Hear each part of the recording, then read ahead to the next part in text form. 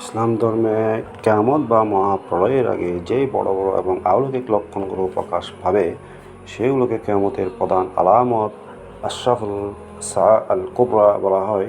বিভিন্ন হাদিস অনুযায়ী প্রধান আলামত মূলত 10টি। নিচে ক্রম অনুসারে প্রধান আলামতগুলো আলোচনা করা হলো। 1 নম্বর, দজ্জালের আগমন। খানা এবং এক চোখ অন্ধ এক ভয়ঙ্কর মিথ্যাবাদীর আবির্ভাব ঘটবে, যে নিজেকে ঈশ্বর বলে দাবি করবে।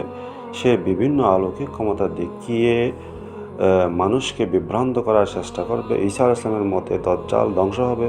হযরত ঈসা আলাইহিসসালাম এর অবতরণ।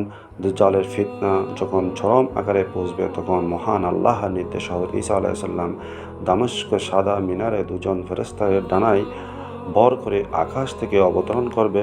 তিনি দজ্জালকে হত্যা করবেন এবং পৃথিবীতে শান্তি ও ইসলাম প্রতিষ্ঠা করবেন। 3, ইয়াজুজুল মাজাজুজের আত্মপ্রকাশ। এটি একটি শক্তিশালী বিশৃঙ্খলা সৃষ্টিকারী মানব জাতি যারা বর্তমানে একটি প্রাচীরের পেছনে বন্দী আছে।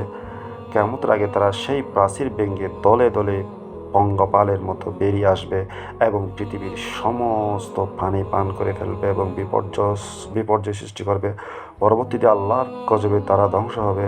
4, 3টি বড় ভূমিকম্প। পৃথিবীতে 3টি বিশাল আকৃতি ভূমিধস ভূগর্ভস্থ ধ্বংস ঘটবে যা এর আগে কখনো দেখা যায়নি।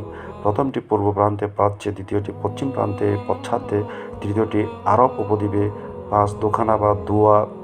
আকাশ থেকে এক ধোঁয়া নেমে এসে পুরা পৃথিবীকে ঢেকে ফেলবে। এই ধোঁয়ার অবিশ্বাসী বা কাফেররা মারাত্মক কষ্ট পাবে এবং বিশ্বাসীদের মুমিনরা সামান্য সর্দি কাশির মতো অবস্থা হবে। 6, তাব্বাতুল আরদ, যা ভূগর্ভস্থ প্রাণীর আগমন। মাটি ফুঁড়ে এক অদ্ভুত চরপায়ে প্রাণীর আবির্ভাব ঘটবে। এই প্রাণী মানুষের সাথে কথা বলবে এবং মানুষের কপালে বা মুখে ঈমানদার ও কাফেরদের সুনির্দিষ্ট চিহ্ন এঁকে দেবে, যার ফলে কে মুমিন আর কে কাফের তা স্পষ্ট চেনা যাবে। 7, পশ্চিম দিক থেকে সূর্যোদয় কিয়ামতের অন্যতম বড় এবং চূড়ান্ত আলামত। এটি প্রতিদিনের নিয়ম ভেঙে সূর্য সেদিন পশ্চিম দিক থেকে উদিত হবে। এই দৃশ্য দেখার পর মানুষের তওবার ক্ষমা চাওয়ার পথ চিরতরে বন্ধ হয়ে যাবে। অর্থাৎ তখন কেউ ইসলাম গ্রহণ করলে বা পাপের জন্য ক্ষমা চাইলে তা আর কবুল হবে না। 8, ইয়ামেন থেকে আগুন বের হওয়া। সর্বশেষ ইয়ামেনের এডেম নামক স্থান থেকে একটি বিশাল আগুন নির্গত হবে। এই আগুন মানুষকে থাড়িয়ে এক জায়গায় হাসরের ময়দানের দিকে একত্র করবে। মানুষ যেখানে থামবে আগুন সেখানে থামবে এবং সবাইকে থাড়িয়ে নিয়ে যাবে। নোট: এই আলামতগুলো যখন শুরু হবে তখন একটির পর একটি তাসবির সুতো ছেঁড়ার পর দানাগুলো যেমন দ্রুত পড়ে যায় ঠিক তেমনি খুব দ্রুত এই ঘটনাগুলো ঘটতে থাকবে।